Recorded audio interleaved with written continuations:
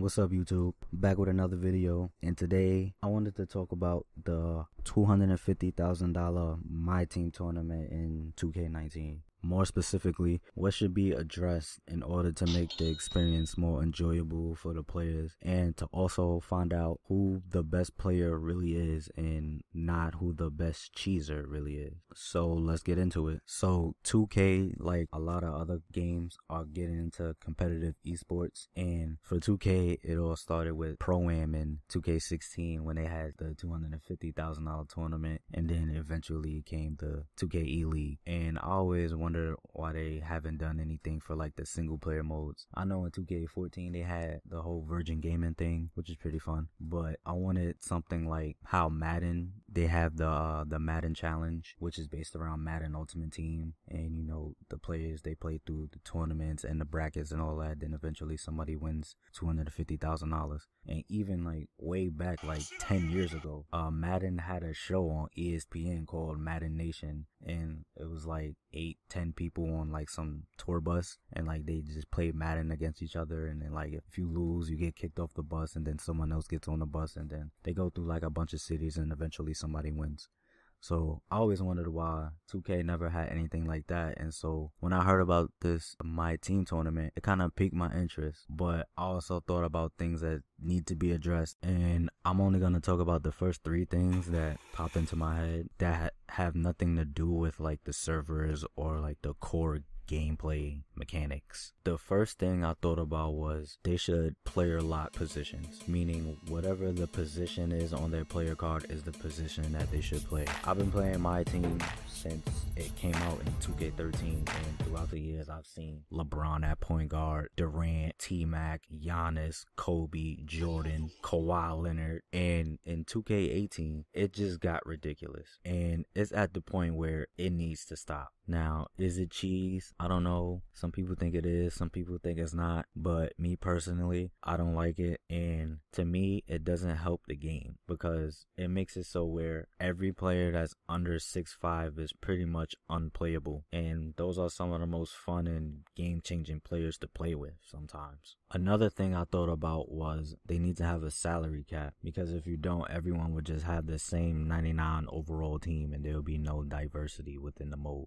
And that's how the Madden Challenge works. They use the salary cap mode, and you see a lot of different players, and pretty much every team has some type of weakness that you can exploit. And in 2K18, Supermax had a salary cap, but it wasn't implemented to, you know, prevent God Squads or whatever. It was implemented so people would buy packs every week, because the newer cards had lower salary than older cards regardless of the rating, which I guess is smart but yet is shady at the same time. And since it's 2K, I'm not surprised that they did that. And it made a lot of the reward cards less useful because they had more salary than cards of equal value that came out in pack. And if they do implement a salary, make it so where the cards that have the higher rating have the higher salary, because it just only makes sense. And even if they don't do a salary, they could, you know, do something like you could only use a certain amount of cards within a certain tier. So maybe you can only have a maximum of 2 diamonds, and you have to a max of like, you know, 4 amethysts, and then the rest have to be like rubies and sapphires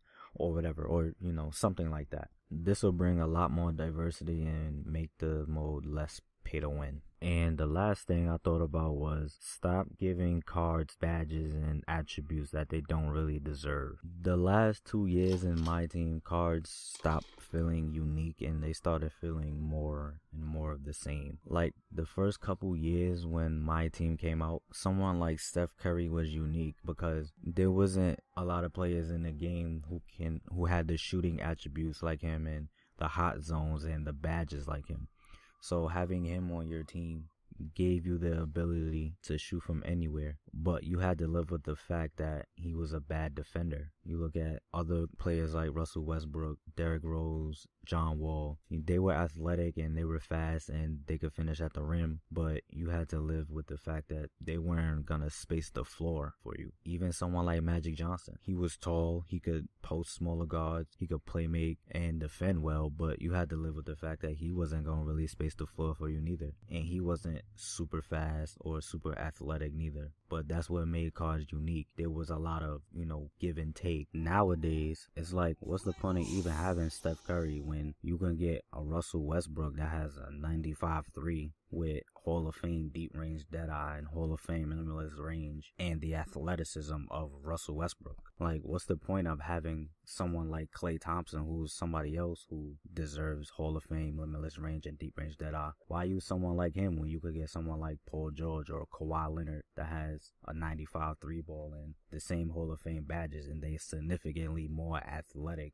and just as good on defense? What's the point of using Magic Johnson or Penny Hardaway when you can use Pink Diamond Ben Simmons with the 82 3-ball? Which is crazy because Ben Simmons has literally not hit a 3-point shot in his entire career, and he has an 82 3-ball. And this is why a lot of people use 5-out, because they gave centers really high 3-point shots. Like before 2K17, if you wanted to run 5-out, you would have to put someone like Dirk Nowitzki at center, and you would have 3-point shooting, you would be good in the post, but you had to live with the fact that Dirk was a pretty bad defender and he wasn't really a shot blocker or a rebounder, and he was pretty slow. But now they're giving players like Patrick Ewing, Hakeem Olajuwon, and Kareem 3-point shots, and that's crazy because now they're beasts in the post. They got little mid-ranges, they can hit threes, they rebound, they defend, they block shots, and they're not super slow for their size, which is just too much. And at that point, you're just asking people to cheese. So like I said, I am interested in this tournament, but there are some changes that are going to be needed to be made, and they are not all discussed in this video. This is just like my first initial thoughts, but let me know what y'all think and leave me some feedback. And thanks for watching, and stay tuned for more content.